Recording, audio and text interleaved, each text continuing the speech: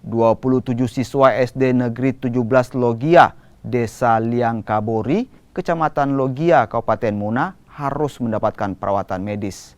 Mereka dilarikan ke rumah sakit dan puskesmas terdekat usai mengalami gejala keracunan. Siswa alami muntah dan pusing usai menyantap nasi kuning yang dijual di sekitar sekolah. Polisi pun kini tengah melakukan penyidikan kasus ini. Bawa SD 17 Logia, tepatnya di Desa Liangkabori.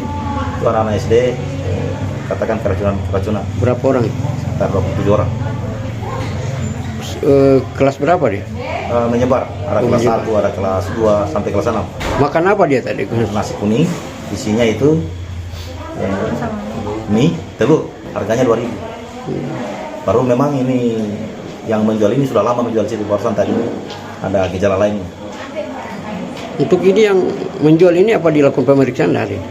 Sementara masih kita turunkan anggota untuk ambil keterangan.